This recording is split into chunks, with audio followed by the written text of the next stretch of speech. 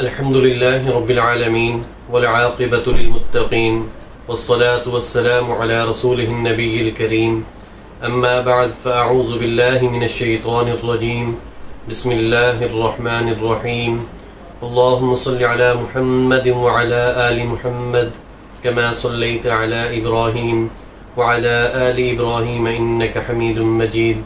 اللهم بارك على محمد وعلى آل محمد كما باركت على إبراهيم وعلى آل إبراهيم إنك حميد مجيد۔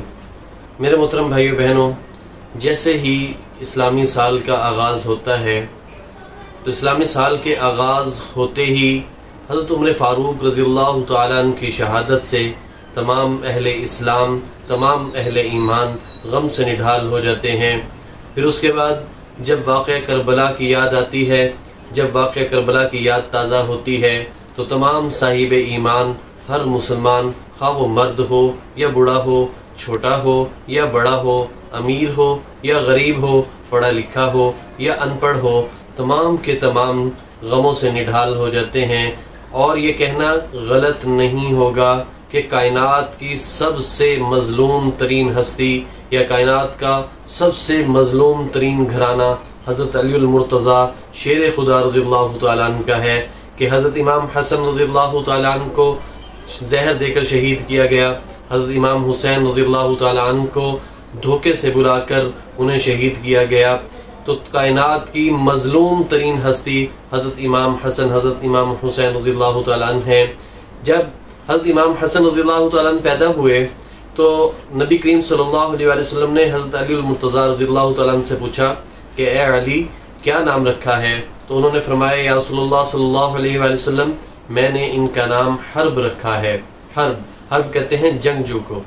تو نبی پاک صلی اللہ علیہ وسلم نے فرمایا نہیں، اس کا نام حسن ہے، حسن۔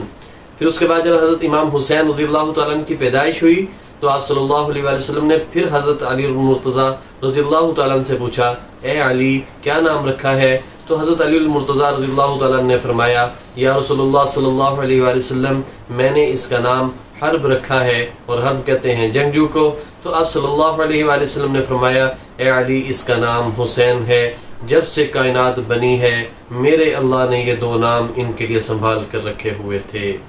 اللہ اکبر۔ یہ وہ امام حسن رضی اللہ تعالیٰ عنہ ہے، امام حسین رضی اللہ تعالیٰ عنہ ہے کہ جن کا نام اللہ تبارک و تعالیٰ نے عرش پر رکھا ہوا تھا کہ جب یہ پیدا ہوں گے تو ان کو اس نام سے منسوب کر دیا جائے گا۔ سبحان اللہ۔ واقعہ کربلا اسلام کو ایک نئی تاریخ دے کر جاتا ہے، اسلام کو نئی جدت دے کر جاتا ہے، اور حضرت امام حسن، حضرت امام حسین رضی اللہ تعالیٰ عنہ کی شہادت کا آپ صلی اللہ علیہ وسلم نے پہلے ہی ان کی شہادت کی بشارت دے دی تھی۔ تو کیسے وہ ماں باپ ہوں گے کہ جنہیں پتہ ہے کہ ہمارے بچوں کو شہید کر دیا جائے گا، لیکن قربان جاؤں میں ان ہستیوں پر کہ ان کے حوصلے پھر بھی پست نہیں ہوتے۔ آپ دیکھ لیجئے واقعہ کربلا میں حضرت امام حسین رضی اللہ تعالیٰ عنہ کے ساتھیوں کو ان کے سامنے شہید کیا جا رہا ہے، آپ رضی اللہ تعالیٰ عنہ کے بیٹوں کو شہید کیا جا رہا ہے، آپ کی آل اولاد کو شہید کر دیا گیا، لیکن پھر بھی آپ کے حوصلے پست نہیں ہوئے، یہاں تک کہ آپ نے اپنا سر کٹوا کر اپنی شہادت سے اسلام کی آبیاری کی۔ یہ وہ امام حسین رضی اللہ تعالیٰ عنہ ہے کہ جو حضرت محمد صلی اللہ علیہ وسلم سے مشابہت رکھتے تھے، جنہیں نبی کریم صلی اللہ علیہ وسلم ہونٹوں سے چوما کرتے تھے، یہ وہ حضرت امام حسین رضی اللہ تعالیٰ عنہ ہیں۔ تو آج جیسے ہی محرم کا آغاز ہوتا ہے تو ہر شخص حضرت امام حسین رضی اللہ تعالیٰ عنہ سے وابستگی رکھنے کے لیے ایک نعرہ کہتا ہے، ایک دعویٰ کرتا ہے کہ حسین میرے ہیں، حسین میرے ہیں۔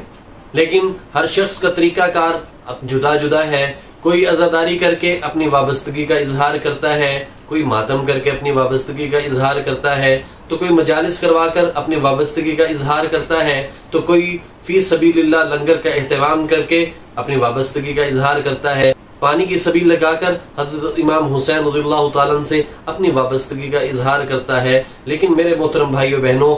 حسین میرے ہیں یہ جملہ کوئی چھوٹا جملہ نہیں ہے۔ اس جملے کا مطلب یہ ہے کہ آپ حضرت امام حسین رضی اللہ تعالیٰ عنہ کی غلامی کو اختیار کرنا چاہتے ہیں، آپ حضرت امام حسین رضی اللہ تعالیٰ عنہ کی غلامی میں آنا چاہتے ہیں، لیکن غلام تو وہ ہوتا ہے جو اپنے آقا کی مانتا ہے، غلام تو وہ ہوتا ہے جو اپنے آقا کے آگے چوں چرا نہیں کرتا، غلام تو وہ ہوتا ہے جو اپنے آقا کی ہر بات کو منعن عمل کرتا ہے، ہر بات کو مانتا ہے۔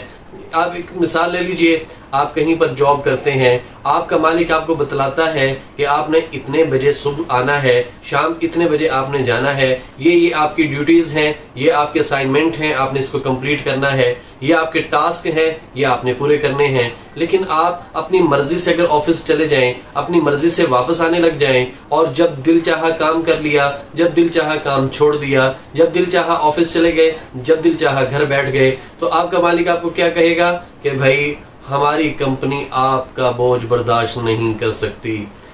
ہماری کمپنی آپ جیسے شخص کو نہیں رکھ سکتی، کیونکہ آپ کمپنی کی پالیسیوں کی خلاف ورزی کرتے ہیں۔ تو میرے محترم بھائیو بہنوں، حضرت امام حسین رضی اللہ تعالیٰ نے تو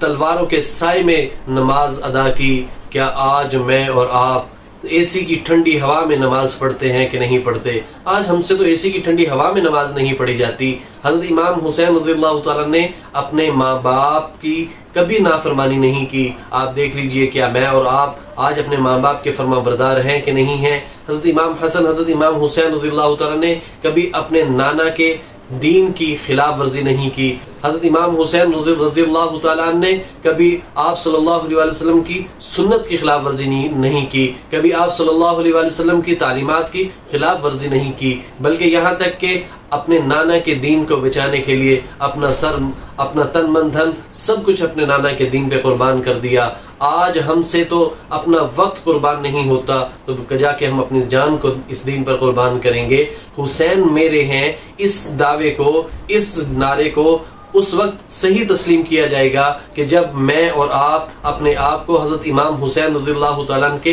حوالے کر دیں گے، میں اور آپ حضرت امام حسین رضی اللہ تعالیٰ عنہ کے غلامی میں آ جائیں گے، میں اور آپ اپنے دین اسلام کی سر بلندی کے لیے کوششیں کرنا شروع کر دیں گے، اپنے دین اسلام کو بلند کرنے کے لیے اپنا تن من دھن سب کچھ قربان کرنے کے لیے تیار ہو جائیں گے۔ نہ صرف تیار ہو جائیں گے بلکہ دین اسلام کی بلندی کے لیے سرگرم عمل رہیں گے، تبھی ہم کہیں گے کہ حسین میرے ہیں،